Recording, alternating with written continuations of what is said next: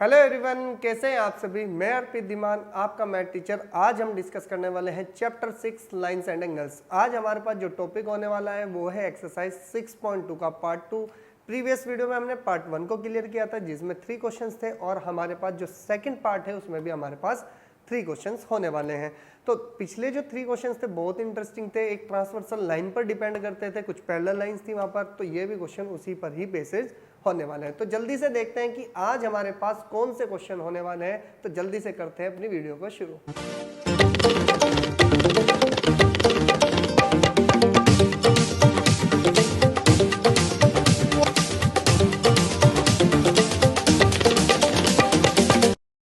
तो चलते हैं अपने क्वेश्चन पर। सबसे पहले देखते हैं हमारे पास जो फर्स्ट क्वेश्चन आता है आज हमारा, वो क्या है आपके पास, थर्ड क्वेश्चन है, यानी कि ये फोर्थ क्वेश्चन है, सॉरी, ठीक है ना। उसने कहा है कि if PQ parallel to ST, यानी कि आपके पास एक डायग्राम है, उसने कहा कि PQ जो है वो ST के क्या है, पैरेलल है। एंड उसने कहा कि एंगल PQR, अगर मैं एंगल PQR की बात करता हूं तो उसने कहा कि 110 डिग्री है एंड RST एंगल आपके पास कितना है, 130 डिग्री है। उसने कहा कि फाइंड करो मुझे ये एंगल, आपको ये एंगल बताना है। तो इसका मतलब हमारे पास इस एंगल की बात कर रहा है भाई वो, और इस एंगल को हमने बोल दिया ये कितना है आपके पास, x डिग्री है, ठीक है ना। हमारे पास जो गिवन देना था यानी कि जो फाइंड करना था हमारे पास, हमने उसको क्या लेट कर लिया, x लेट किया।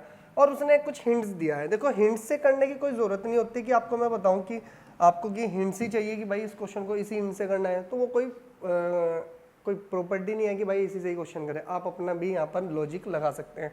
सबसे पहले ध्यान से सुने कि अगर मैं इस क्वेश्चन को करता हूं तो किस तरह से करता हूं, ध्यान से सुनो। अब मेरे पास उसने कहा क्या कि भाई PQ is produce two point N। हमने क्या किया कि सॉल्यूशन में कि हमने कहा इस PQ को प्रोड्यूस करते हैं। अब PQ को प्रोड्यूस करने पर देखो जो मैं प्रोड्यूस कर रहा हूं ना, तो ये मैंने वो प्रोड्यूस की, ठीक है, और प्रोड्यूस की मैंने कहा कि ये कहां तक गई भैया, आपके पास N पॉइंट तक गई, ठीक है ना। और इसने इंटरसेक्ट किया किसको, RS को, और इस पॉइंट को हमने मान लिया कितना है, ये मेरे पास M पॉइंट है।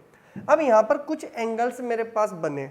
एक तो एंगल मेरे पास ये बना जिसको हमने X एंगल बोल दिया, कुछ एंगल मेरे पास ये बने और हमने इसको क्या बोल दिया, Z एंगल बोल दिया, ठीक है ना। अंदर वाले को बोल देते हैं Z एंगल। ये बन गया मेरे पास Z एंगल, क्लियर हो गई बात। और इसको बोल दिया मैंने W एंगल। अब ये एंगल आपको दिख तो बहुत सारे होंगे लेकिन लॉजिकली बहुत आसान होने वाले हैं। अब ध्यान से सुनो भाई मेरे पास क्या होने वाला है। अब हम यहाँ से लिखेंगे कि मेरे पास ये आया, तो हम यहाँ लिखेंगे कि हेयर।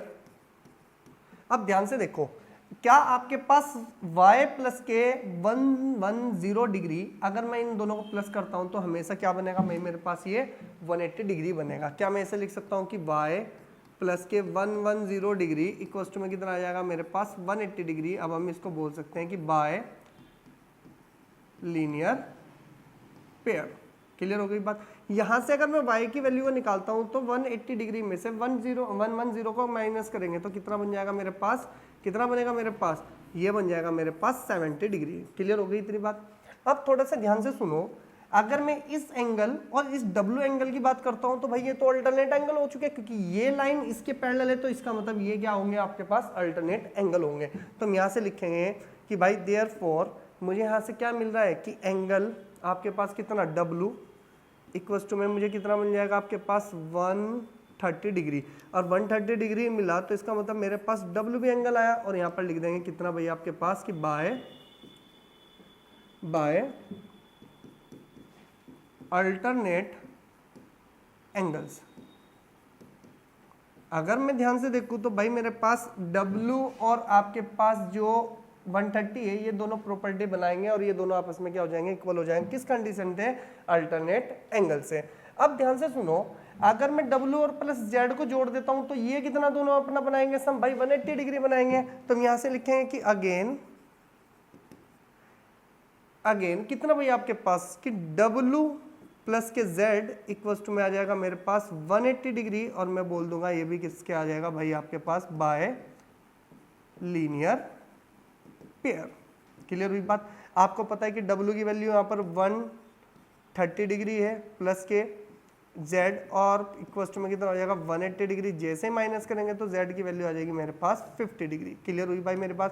अब मेरे पास आ गई किसकी, Z की वैल्यू आ गई। अब ध्यान से सुनो, उसने क्या चीज बोला था आपको फाइंड करने के लिए? फाइंड करने के लिए बोला था उसने एक्स। अगर ध्यान से देखा जाए मेरे पास जेड भी आ गया और वाई भी आ गया, तो मैं यहां से क्या लिख सकता हूं कि इन ट्रायंगल कितना भाई आपके पास Q R M V have अगर हम इसको देखें तो मेरे पास क्या बनता है भाई आपके पास इन ट्रायंगल के तीनों एंगल का जो सम बनेगा, यानी कि x प्लस वाई और प्लस जेड इक्वल टू में 180 डिग्री। हम इसको बोल सकते हैं angle sum property of triangle. भाई आपको पता है कि किसी ट्रायंगल के अगर हम तीनों एंगल का जब सम कर देते हैं तो वो 180 बनेगा। x आपको निकालना है तो एज इट इज लिखो, y की वैल्यू आपने अभी निकाली है, कितनी है जी मेरे पास 70, प्लस आपने z की वैल्यू अभी निकाली, कितनी है मेरे पास 50, और इक्वल टू में कितना आ गया मेरे पास 180 डिग्री आया। अगर 180 डिग्री आया तो मैं यहाँ से क्या लिख सकता हूँ भाई, मेरे पास आया x इक्वल्स टू इन दोनों का सम बन गया मेरे पास 120 डिग्री, और ये जाएंगे तो ये बन जाएगा आपके पास 180 डिग्री माइनस के 120 डिग्री, तो x की वैल्यू मेरे पास निकल के आ जाएगी 60 डिग्री। अब ध्यान से देखा जाए मेरे पास क्या आया भाई, कितना आया मेरे पास आया 60 डिग्री x की वैल्यू, और x ही क्या था मेरे पास एंगल क्यू आर, कितना था मेरे पास s। तो मैं यहाँ से लिख सकता हूँ कि देयरफॉर कि angle Q R S equals to कितना बन जाएगा भाई आपके पास, ये बन गया मेरे पास 60 डिग्री। जो चीज़ आपको फाइंड करनी थी आपने उसको बहुत आसानी से यानी कि एक अपना अरेंजमेंट करके इस क्वेश्चन को सॉल्व किया। फटाफट से इसका स्क्रीनशॉट लें और चलते हैं नेक्स्ट क्वेश्चन पर। ठीक है जी, तो नेक्स्ट क्वेश्चन क्या है हमारे पास, कि नेक्स्ट क्वेश्चन को देखा जाए तो नेक्स्ट क्वेश्चन हमारे पास है, देखो कि आपके पास एक डायग्राम दिया हुआ है यानी कि फिगर दी गई है, और उसने बोला कि ए बी क्या है भाई आपके पास पैरेलल है किसके, CD की। ये चीज आपने उसने गिवन दिया है कि भाई ये चीज आपके पास गिवन है, एंड उसने कहा है कि एंगल हमारे पास कौन सा APQ इक्वल्स टू 50 डिग्री, यानी कि ये एंगल 50 डिग्री है, और आपको उसने कहा है कितना भाई PRD, यानी कि PRD आपका कितना है 127 डिग्री है। उसने कहा कि फाइंड करो x एंड y, आपके पास x एंड y बिल्कुल दिखा हुआ है। अब थोड़ा सा ध्यान से सुना जाए तो भाई मुझे इतना पता है कि अगर मैं इन सब की बात करूं तो मैं यहाँ से लिख सकता हूँ कि सॉल्यूशन में देखो हमें ज़्यादा लेंथी क्वेश्चन नहीं खींचना है, हमें सिर्फ देखना होता है कि कैसे। अरे भाई अगर ये दोनों पैरेलल हैं तो इसका मतलब ये x इक्वल्स टू किसके हो जाएगा 50 डिग्री है, क्यों, क्योंकि ये अल्टरनेट एंगल है। अब मैं आपको बता दूं अल्टरनेट एंगल होता क्या है भाई, एक ये लाइन गई, एक ही आया और एक ही आया। अब आप देखो कि ये एंगल तो 50 है यहाँ पर, और ये एंगल यहाँ पर कितना बन गया आपके पास x डिग्री। अगर ये दोनों पैरेलल है ना, ये दोनों लाइन जिन पर टक किया मैंने यानी कि डबल डैश लगाया, तो अगर ये दोनों पैरेलल है ना तो ये यानी कि 50 इक्वल्स टू किसके आ जाएगा आपका x के इक्वल आ जाएगा, यानी कि x की वैल्यू कितनी मिलेगी मुझे 50 डिग्री मिल जाएगी। क्लियर हुई मेरी बात, समझ में आई? तो इसको बोला जाता है अल्टरनेट एंगल। अब ध्यान से सुनो, मैं यहाँ पे लिखूंगा सॉल्यूशन, कि यहाँ पर लिख सकता हूँ कि हेयर मुझे पता है कि भाई हम कह सकते हैं कि x इक्वल्स टू मेरे पास कितना हो गया, मेरे पास 50 डिग्री आया, और अगर ये 50 डिग्री आया तो आया किस कंडीशन से वो भी लिख दी जाएगी। हम यहाँ से लिखेंगे कि बाय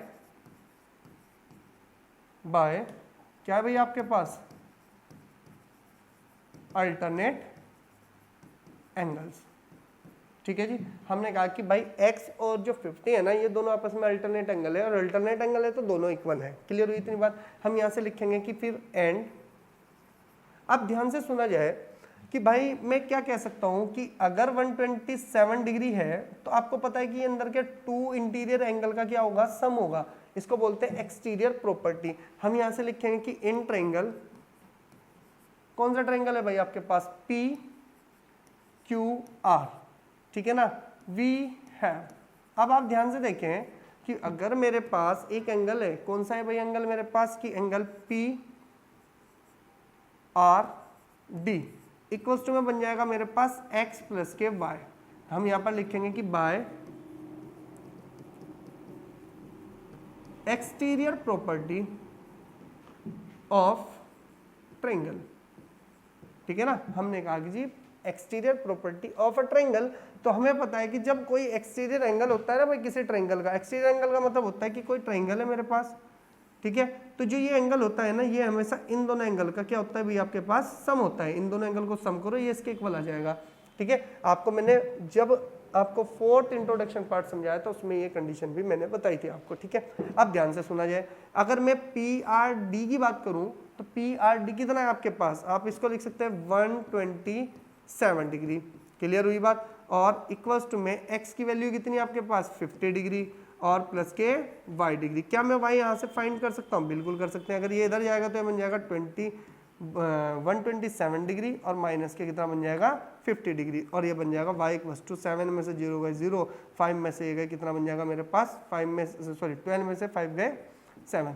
तो मेरे पास अगर y की वैल्यू की बात करी जाए और y की वैल्यू की बात करी जाए तो मेरे पास जो एंगल आएगा वो आएगा 77 डिग्री, क्लियर हुई बात। तो x की वैल्यू मेरे पास क्या है 50 डिग्री है और y की वैल्यू मेरे पास कितनी है, मेरे पास 77 डिग्री। यही पूछना चाहता था वो कि भाई x और y बताएं वो क्या आंसर होने वाले हैं। फटाफट स्क्रीनशॉट लें। चलो जी नेक्स्ट क्वेश्चन देखते हैं, फटाफट देखो आपके पास नेक्स्ट क्वेश्चन क्या है। 6th क्वेश्चन है, नेक्स्ट क्वेश्चन है। देखो सबसे पहले स्टेटमेंट पढ़ते हैं। उसने कहा कि PQ and RS are two mirrors placed parallel to each other. दो आपके पास मिरर यानी कि शीशे हैं, उन दोनों मिरर्स को उसने क्या कर दिया, दोनों को पैरेलल रख दिया, ठीक है ना।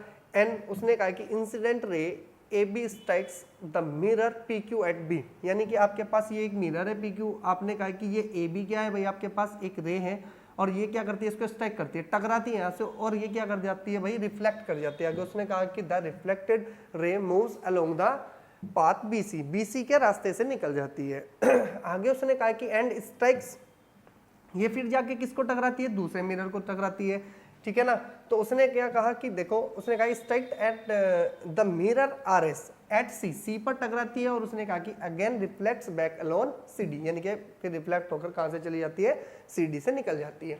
आपको प्रूफ करके दिखाना है, जो ये AB है ना, ये CD के क्या है भाई आपके पास पैरेलल है। इतनी सी कंडीशन आपको बतानी है, ठीक है ना। देखो कैसे करते हैं हमने कहा कि ड्रॉ करना है, इसमें कुछ अरेंजमेंट कर ले पहले, ठीक है ना। हमने कहा कि BE पैरेलल टू PQ, आपको पता है PQ ये रहा, B ये रहा, और हमने कहा कि इसके कोई एक परपेंडिकुलर है, ठीक है जी, और हमने उसका नाम दे दिया कितना है भैया आपके पास, आप इसको ऐसे नहीं, आप इसको ऐसे लिख लो। और हमने क्या कह दिया कि इसको कितना है भैया आपके पास, हमने कहा कितना E, इसको क्या बोल दिया हमने, E पॉइंट बोल दिया, ठीक है ना। And CF parallel to RS, C ये रहा और F ऊपर की साइड होगा, तो हमने बोल दिया इसको ये लो जी, ये आपके पास हो गया F। क्लियर होगी इतनी बात। अच्छा एक बात का जवाब दें कि अगर मेरे पास ये इन्फॉर्मेशन है तो क्या मैं ये बोल सकता हूँ कि देयरफॉर कि मेरे पास कितना भैया आपके पास कि BE पैरेलल टू किसके हो जाएगा भैया आपके पास CF। अब ये क्यों होगा कि मैं यहाँ से बोल सकता हूँ कि बिकॉज द परपेंडिकुलर्स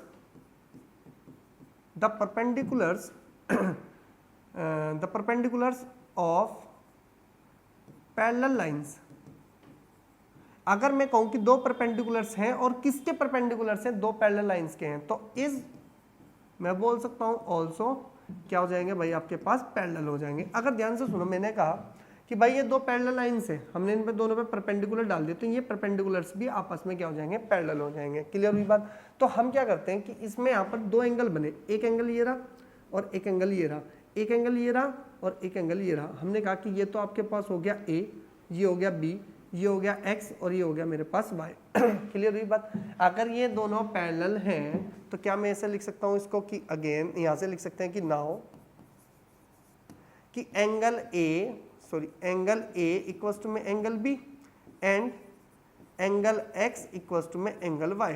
अगर दोनों की बात करी जाए तो दोनों क्या है, रिफ्लेक्टिव एंगल्स हैं और रिफ्लेक्शन एंगल हमेशा इक्वल होते हैं। तो हम यहां से लिख देंगे कि बिकॉज कि हम कह देंगे दोनों क्या है भाई आपके पास रिफ्लेक्टिंग एंगल्स है।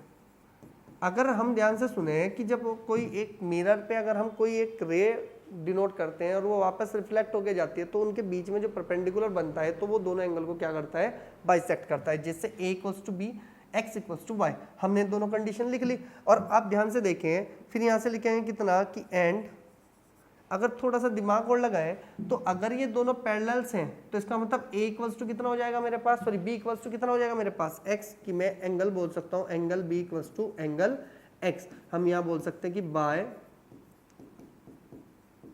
Alternate angles. भाई आप एक बात बताओ, हमने कहा कि ये दोनों पैरेलल्स हैं और पैरेलल्स हैं तो देखो Z बना, Z बनने के बाद B इक्वल्स टू किसके आ गया, X के आया। तो हमने कहा कि भाई B इक्वल्स टू कितना है मेरे पास, X है। अब थोड़ा सा ध्यान से सुने कि मेरे पास अगर ये सारी चीज़ इन्फॉर्मेशन आ चुकी तो क्या मैं इसको ऐसे लिख सकता हूँ? क्या लिख सकते हैं भाई हम यहाँ पर? अब देखो कि मेरे पास अगर ये सारी इन्फॉर्मेशन कलेक्ट हो चुकी तो मैं यहाँ पे बोल सकता हूँ ना क्या कि भाई अगर मेरे पास ये दोनों इक्वल हैं तो मैं क्या लिख सकता हूँ कि मल्टीप्लाई बाय 2 बोथ साइड्स, कि 2 एंगल बी इक्वल्स टू में 2 एंगल एक्स। क्लियर हो गई मेरी बात? तो क्या मैं इसको ऐसे लिख सकता हूँ कि एंगल बी प्लस के एंगल बी और इक्वल्स टू में एंगल एक्स और प्लस के एंगल एक्स। क्लियर हो गई इतनी बात? अब ध्यान से सुने, क्या मैं इस बी की पोजीशन पे ए रख सकता हूँ क्योंकि भाई दोनों इक्वल एंगल है, तो क्या मैं ये चीज अरेंजमेंट कर सकता हूँ? बिल्कुल कर सकता हूँ। तो मैं यहाँ लिख सकता हूँ कितना कि एंगल ए प्लस के एंगल बी और इक्वल्स टू, ध्यान से सुनो, क्या मैं इस x की पोजीशन पे y पुट कर सकता हूँ क्योंकि x इक्वल्स टू कितना है मेरे पास y है, तो इक्वल्स टू में हो जाएगा आपके पास एंगल x प्लस के एंगल y। क्लियर हुई मेरी बात? अब ध्यान से सुना जाए तो ये angle a plus B total कितना बन जाएगा? Angle ABC। क्या मिल जाएगा? एंगल ABC और इक्वल्स टू में ये एंगल कितना मिल जाएगा भाई मुझे? BCD, कि एंगल BC और D। अब ध्यान से सुने, अगर मैं इस एंगल A की बात करूं, सॉरी B की बात करूं और एंगल C की बात करूं, अगर ये दोनों एंगल कभी इक्वल हुए तो ये कब पॉसिबल हो सकता है? जब ये दोनों अल्टरनेट एंगल होंगे। ठीक है ना? ध्यान से समझ में आया? कब हो सकते हैं ये? जब ये अल्टरनेट एंगल होंगे। तो हम यहाँ से लिख सकते हैं कि देयरफॉर मैं क्या सकता हूँ कि AB पैरेलल टू किसके हो जाएगी भाई? आपके पास CD के। अब यहाँ पे लिख देंगे कि बिकॉज हम क्या लिख सकते हैं कि प्रॉपर्टी ऑफ